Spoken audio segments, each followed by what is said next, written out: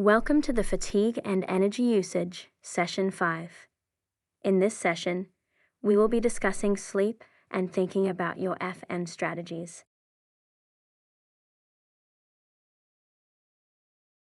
Establishing a routine, day and night.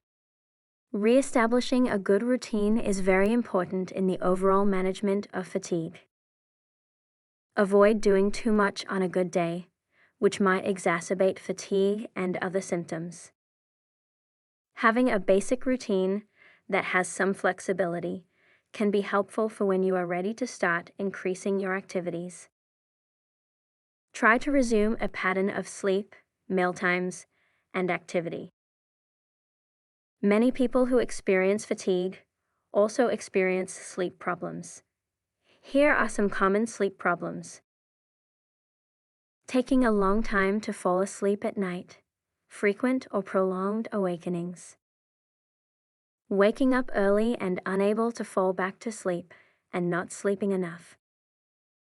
Experiencing distressing dreams, and sleeping for prolonged periods of time, but waking unrefreshed. Let's look at Matthew Walker's video, which gives you some sleep hygiene tips. My name is Matthew Walker. I am a professor of neuroscience and psychology at the University of California, Berkeley, and I am the author of the book, Why We Sleep. What are things that we can all do tonight and in the future to start getting better sleep?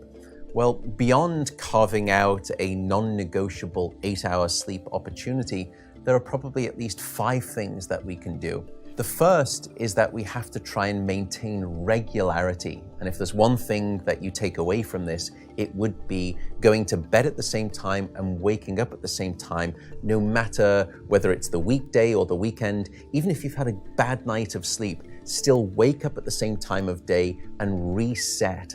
The second thing is that we are a dark-deprived society in this modern era, and we need darkness in the evening to allow the release of a hormone called melatonin. And melatonin helps the healthy timing of our sleep. So try to dim down half the lights in your home in the hour before bed. Stay away from screens, especially those LED screens. They emit blue light that actually puts the brakes on melatonin. And those blue light emitting devices fool your brain into thinking that it's still daytime, even though it's nighttime and you want to get to sleep. The third key ingredient is to keep it cool. Many of us actually have a bedroom that's too warm in terms of temperature. So an optimal temperature is about 68 degrees Fahrenheit or about 18.5 degrees Celsius. And the reason is that your brain and your body need to drop their core temperature by about 2 to 3 degrees Fahrenheit to initiate good sleep. And that's the reason that you will always find it easier to fall asleep in a room that's too cold than too hot. So having a cool room actually takes your brain and body in the right temperature direction to get good sleep. The fourth critical factor is actually avoiding alcohol and caffeine. Unfortunately, this makes me deeply unpopular, but alcohol is perhaps the most misunderstood drug when it comes to sleep. People think that it helps them fall asleep. That's not actually true. Alcohol is a class of drugs that we call the sedatives. And what you're doing is just knocking your brain out. You're not putting it into natural sleep. We also know that alcohol will fragment your sleep, so you'll wake up many more times throughout the night.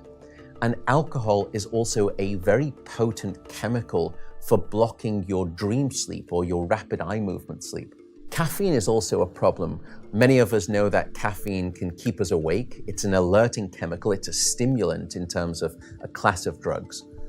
But few people know that even if you can have a cup of coffee after dinner and you fall asleep fine and maybe you stay asleep, the depth of the deep sleep that you have when there is caffeine within your brain isn't as deep as when you have abstained from that cup of coffee after dinner. So as a consequence, you wake up the next morning, you feel unrefreshed, and you don't remember waking up or having a difficult time falling asleep, but now you find yourself reaching for 2 or 3 cups of coffee in the morning. and you develop this dependency, this addiction cycle. The fifth and final tip for better sleep is to not stay in bed awake. So if you haven't fallen asleep within 20 or so minutes, or you've woken up and you're finding it difficult to fall back asleep, don't stay in bed awake. The reason is that your brain very quickly starts to learn the association between your bed being about the place that you're awake rather than your bed being about sleep. So the advice is to get up, go to another room, and in dim light, just read a book. No screens, no email checking, no food. And only when you feel sleepy should you return to bed. And that way you can actually then relearn the association between your bedroom being about the place of sleep rather than being awake. I should also note that some people don't like the idea of getting up and going out to a different room if it's dark and they're warm in bed. An alternative is actually meditation. Meditation has been demonstrated in clinical trials to help people just relax the body, calm down the fight or flight branch of the nervous system that can happen when we wake up in the middle of the night and we have that Rolodex of anxiety thoughts.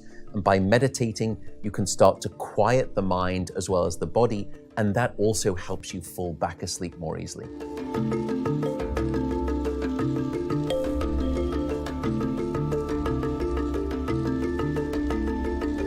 Recognizing challenges. Recovery is not easy, and you will face challenges as life gets in the way. Anxiety and being fearful are understandable. This is just how it is right now, but it will get better. It just takes time. Dealing with others can be challenging at times, but having a good balance of activities is essential. Remember to have fun. Remember to be kind to yourself and do more of the things you enjoy.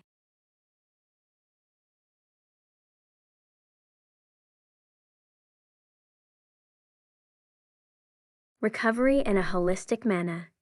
Throughout the groups, we have been talking about the biopsychosocial model. It is a therapeutic and holistic approach taking mind and body into account. Bio equals physical symptoms. Psycho equals your mind is involved. And social equals it impacts all aspects of your life. This is why there is an open invitation to be more kind to yourself.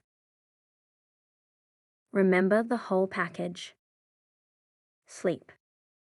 Personal care activities. Domestic activities of daily living. Fun. Mood and morale. Diet. Work, paid and unpaid. Social relationships. Everyone's toolbox will be different and will be specific to you. What can you add to your toolbox to help aid your recovery? Remember that one size never fits all. Doing what suits you is key for you to build a solid recovery. Mindful or mind? Full. What side are you on? How can you get more on the right side? Thinking back to the previous session, do you feel you achieved what you hoped to gain? In summary, to manage your fatigue more effectively, remember to take time out and set yourself positive boundaries. Try to limit alcohol and make sure you talk to someone. Take deep breaths and eat well. You have now finished session 5. Thank you for watching. Thank you for watching all 5 sessions on fatigue and energy usage. We do hope you have learned a lot over these sessions. Goodbye.